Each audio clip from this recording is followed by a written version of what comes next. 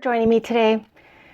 Today I have a video that is related to a prior video, and I'll have that one linked down below so you can get a little bit of backstory to this story. I'll give you a quick recap of the last one. So a friend had told me after moving in after a couple of months that her children started to see, some strange creatures in the house, and it all happened after a friend visited. And the story I'm going to tell you is about the actual friend. So before we start, please make sure you like and subscribe and grab a snack, and let's begin. So as I said, it was a friend of a friend. So my friend invited me over for a mom's night out. So it was just kind of hanging out at her house, and it was an early day. She was like, let's come around 5 o'clock, whenever your husbands get home, and just come on over. And I tend to be a little shy, so I really try to make new friends, new moms, and I had never met any of her friends, so I definitely wanted to give it a shot. And so I show up and everyone's already there. And she introduced me to everyone. There was 3 friends, herself and myself. And I sat on an ottoman next to a woman. She was in the chair, and my friend and her 2 other friends sat on a long sofa across from us.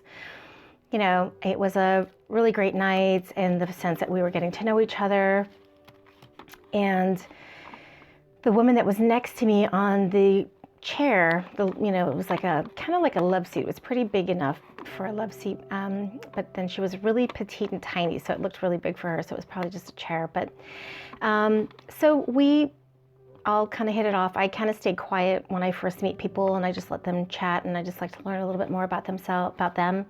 So I definitely just listened around, and the lady that was sitting next to me had a lot of stories, and she was just very animated when she would talk, and she had so many stories about trips and fun places that they have gone, and all the things that she's bought, and it was just intriguing to hear her stories. And I just like I said, I like to listen to their stories, and I just sat there and listened. And at one point, my friend had just kind of blurted out to her friends that, I'm my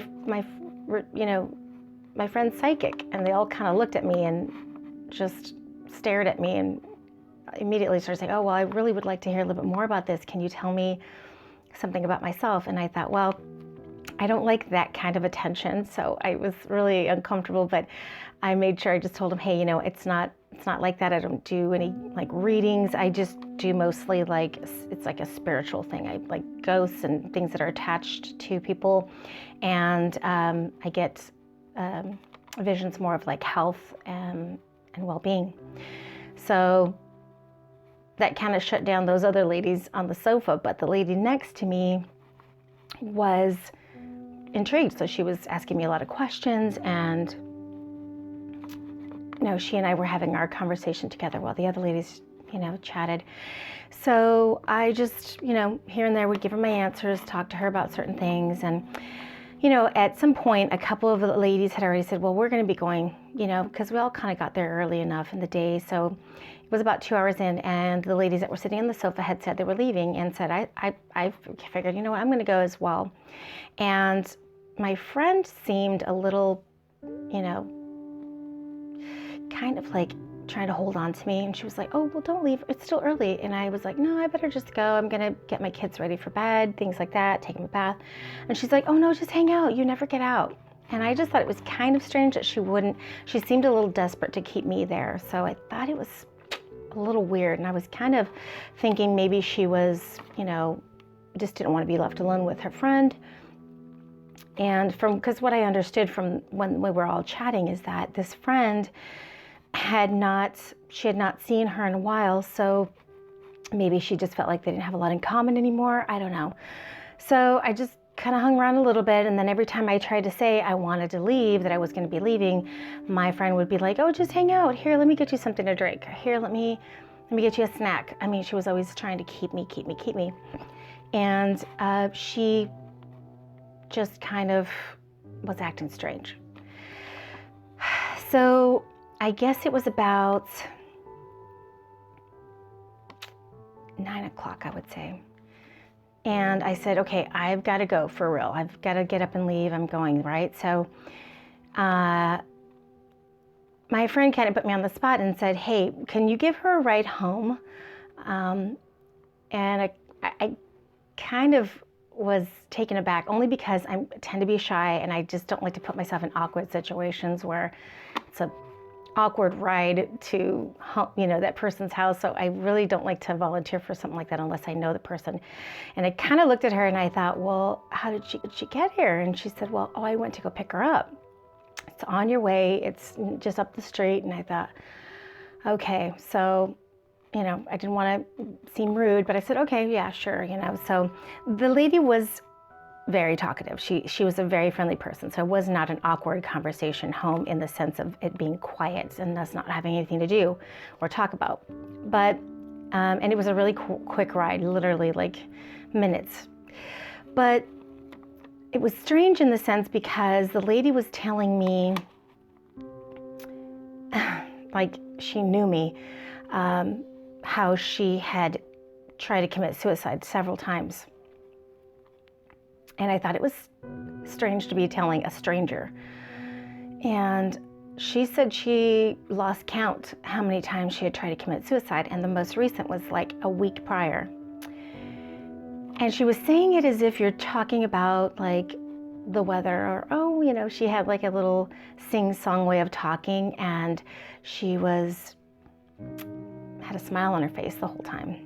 Every time she talked, as a matter of fact, when she talked at the mom's houses, at the mom's night out, she had a smile on her face for everything. And it doesn't matter how scary or whatever she's telling you, she just had something like a smile on her face, and it just seemed weird. And I thought, well, should you be are you seeking any kind of psychiatric help? I was asking her questions. I'm like, are you okay? And she's like, oh, I'm fine. This happens all the time. And I thought, it's not bothering her. It's not something that she's worried about. She just was like, it's the norm. It's something that she's used to. So I was a little freaked out a little bit. I was like, this is kind of a strange conversation. So when we pulled up to her apartment, she lived on the bottom floor, and I pulled over and she said, hey, why don't you come in? I said, no, I got to get home to my kids. And, because she also wanted to just hang out in my car. And I was just kind of like, well, I better get going. I kept saying, and then she finally said, hey, get off. And I said, I can't, I got to go. And I just didn't want to go in. And she said, yeah, please just tell me, walk through my place and tell me what you feel or what you see. So I went against my better judgment, and I should have always listened to that. So, but I did it. I guess I just didn't know how to say no to people. So I went, and her apartment had like a nice little patio. It was a nice place, and we walk in first. There's a patio you walk through, and then as you open the door, you walk into the living room, and on the right-hand side is a little dining area, and then the kitchen. And if you walk straight ahead, there's a little bedroom, and that's her daughter's room, and then hers is off to the left. And so when I walk in, the light's on in the house, and she had a fan over a ceiling fan over the dining room. Everything was on. And I walk in and I see a man asleep on the sofa with his back to us. And I thought, oh my gosh, there's someone here. And I go, oh, I'm so sorry. And I said, I'll come back another time. And she's like, oh no, it's okay. It's just my ex. He comes and sleeps here. And I thought, oh, well, maybe just for financial reasons, he needs help to stay here. She says, he doesn't live here. And she said, he just comes to sleep here because he's afraid I'm going to hurt our daughters. And it didn't sound right.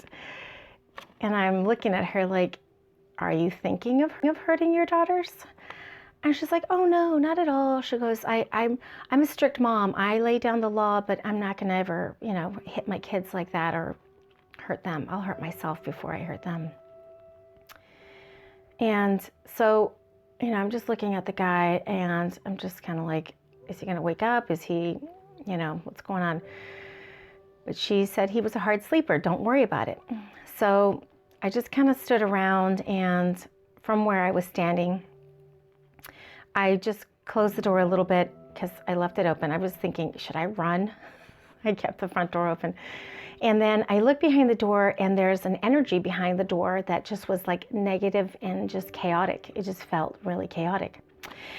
And I told her, something's going on right here. Tell me what happened in this area. And she said, I'm like, it felt something like a struggle. And she said, well, that's where this one was, I should have just walked out. I should have just ran in my car at this point. She says, that is where he body slammed me to the ground. And this woman is like 4'11", probably, 90 pounds, 80 pounds. She's really petite. And I just kind of look at her like, and I look at the man on the sofa like, is he gonna get mad because I'm in here?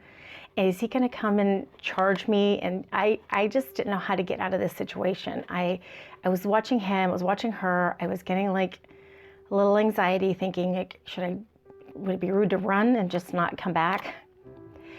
But she said it again with a smile on her face, kind of like a little creepy smile, I guess you could say.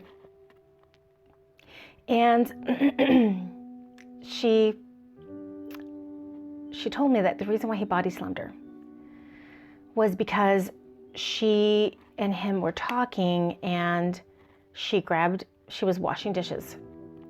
And by the way, she was an immaculate housekeeper. I mean, her house was spotless, shiny, polished. Everything in her house also was extremely expensive. Everything was just high-end, everything gorgeous, and cherry wood. Everything was beautiful cherry wood and solid, nothing laminated or anything. It was so good. So she had a really beautiful house. And she said that when she was washing her dishes, they were arguing, she freaked out, she was like yelling at him, and she turned around and she cut her wrists. One of her wrists. Just because. And I'm giving her that look, like she's really not all there. And I just looked at her like, you need to get help, right? I mean, I definitely was making sure I told her this a lot, like, please get some help. Like, this is not normal. And she, like I said, she never looked worried. She never looked concerned. She never looked scared. She never looked like she really needed help. She didn't really ask for a lot of help. She just wanted me to walk through her house. So she asked me, come this way, down the hallway. And I was drawn to the hallway. And she takes me straight to the bedroom that's straight back. And she turns the light on. There's a window straight across from the door. And it was open and was nice and fresh. The curtains were open as well. And it was a very fresh room, and it felt very light and airy. And she did have her two daughters and a friend, cousin, spending the night. The girls were fast asleep, and maybe one was like 12, the other one was probably about 10. And I think the cousin was about 12 as well. They didn't wake up. She said they slept just like their dad. So I walked out right away because I wanted to give them that privacy. And then she goes, come to my room here, right next door. And she turns on the light and she walks in, and she has a massive cherry wood 4-poster bed, beautiful, high. She even had to have steps to get to the bed. Everything beautiful, marble top, dressers and side tables. And I get closer to the threshold of the door, and I felt something push me back. And I felt an overwhelming feeling of sadness. I immediately started to cry. And I'm not a crier. And I just couldn't, I was just wiping my tears. Like it was just a huge wave of just sadness. And I just was like, what is happening, right? I'm asking myself this question and I'm wiping my tears and I'm thinking, what is going on? And she's standing a few feet in the room, 3-4 feet, and she's smiling at me. And she kind of reminded me of like the spider that lures the fly to the web, I'm not saying that correctly, but she just wanted me to come into her house. She wanted me to go into her room, and I'm thinking, I can't come in here. And she's like, oh, come on, it's fine. This is my room. Here's my bed. Here's my dresser. Over here's my closet. And she's like giving me the tour I'm standing in the hallway. And I just get close enough and I look up, like I'm looking around, the room. And I look up at the ceiling and it was about 1 foot to 2 feet of black smoke. And the black smoke was moving like an ocean. It had swirls, just like an ocean. And it was just swirling, and then it would move, and it would go across, but it wouldn't come down. It wouldn't go around, the room in any corners. And I can tell you this too, what I've noticed and I could feel it was very hot and tight, compressed air in there. And I had noticed the same thing at my friend's house when I went to cleanse her house, the middle bedroom where her sons were supposed to be sleeping and refused to, felt the same way. I didn't see smoke, but I did notice it was a tight feeling, hot air, no matter if the window, she had a massive window in that room too, and no air can get in there. Same thing with this woman's room. And she had every light on. She had her vanity light on, she had her bathroom light on, she had her lamps beside her bed, and it still looked dark. And I've noticed that too, when there's something heavy in a room, you cannot shed enough light in there. So I'm wiping my tears and I'm telling her I can't go in there. And she just was like, it's okay, come here, just tell me what you feel, just tell me what you see. And so I'm telling her about the smoke, and I'm telling her there's something heavy in here. I'm telling her everything I'm seeing. And she comes and grabs my hand and she's like, please tell me, it'll help me out. And I didn't want to be rude, and I went against my better judgment, and I took a step in the room.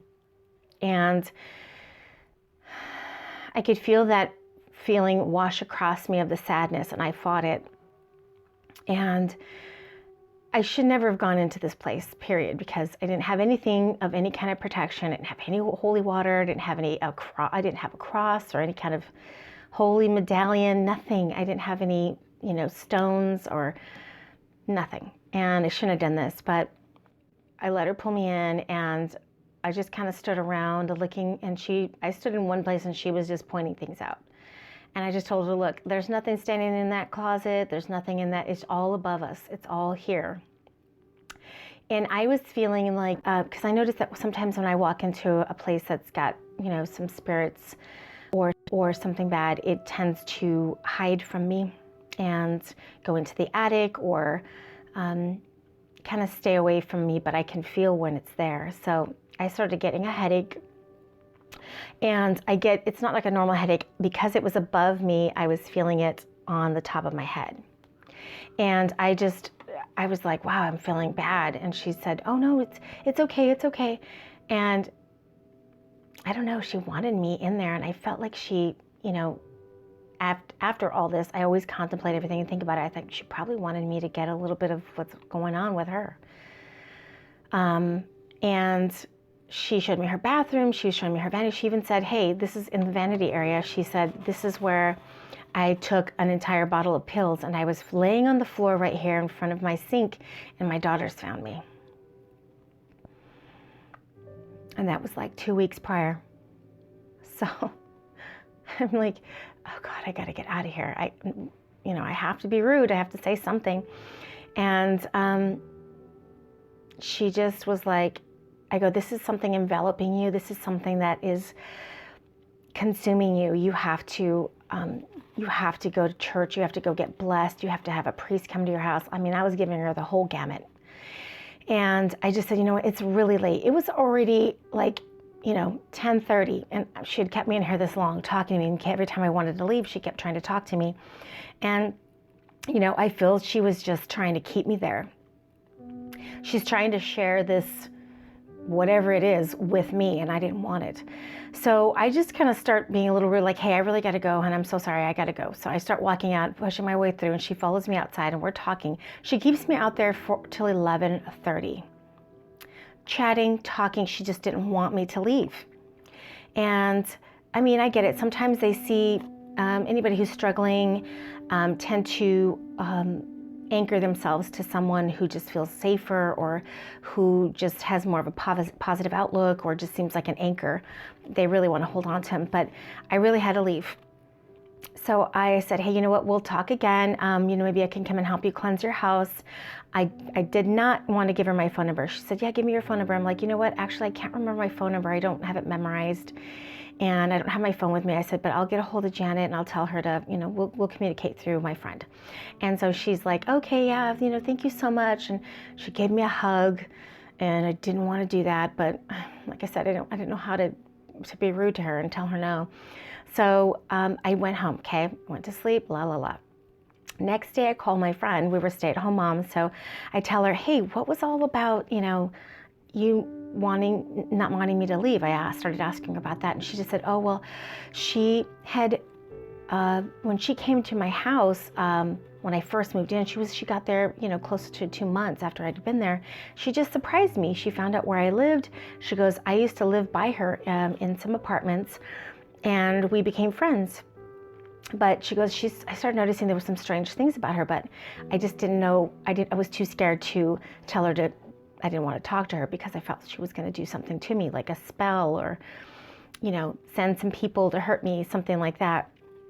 She said, so I just got up and moved and didn't tell her. She goes, and then somehow she found me. She goes, and she comes to my house and is making herself at home, laying across my sofas, and going with me when I went to my bedroom to go change my child. And she said she was following me, laying across my bed. She goes, and that's when we started to see activity in our house, and my kids started saying they saw these 3 creatures in our house. She said, I didn't know how to tell her that she couldn't stay, and I just didn't want to. She showed up at the day that I was going to have my mom's, evening. And I thought, okay, well, she says, well, why would you ask me to take her? I was a little upset. Like, I didn't want to do that. She's like, oh, but I didn't want to pack my kids up and then, head out to just take her up like 5 minutes away. So I thought, okay, well, that's fine. She didn't really care about, how I felt about it. It was just about how she felt. And I started, I would say it was about a couple of weeks later, I noticed I was getting like a stiff neck.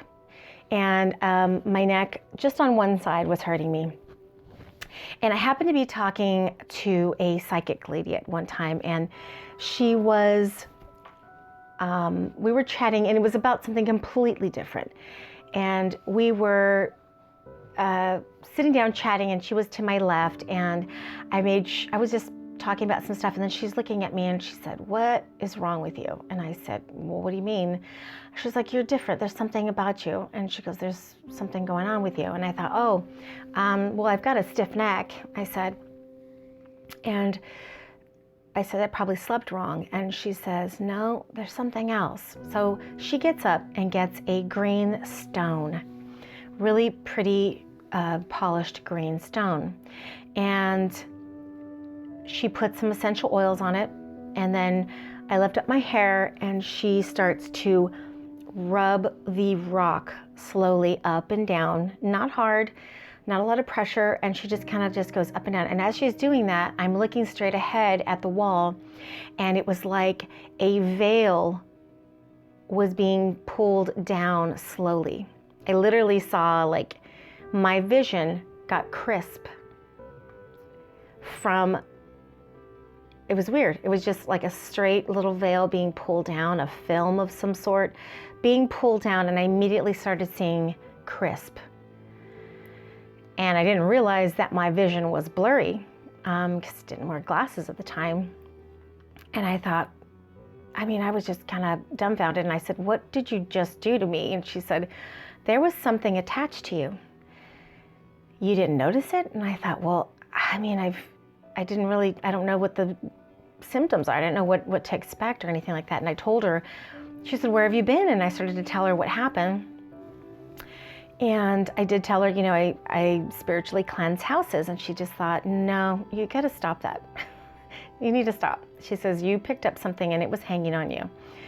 And so that explains why I was having a lot of shoulder pain, a lot of neck pain. And it was off and on, it was achy. But that day I had just a real pain on that one side to where I just couldn't turn my head. And, she made me really think, there's some things that can really, you don't realize it, but you just think it's, oh, well, I'm just stressed out. My shoulders are tense because I'm stressed. Maybe that's the case, but sometimes it's not.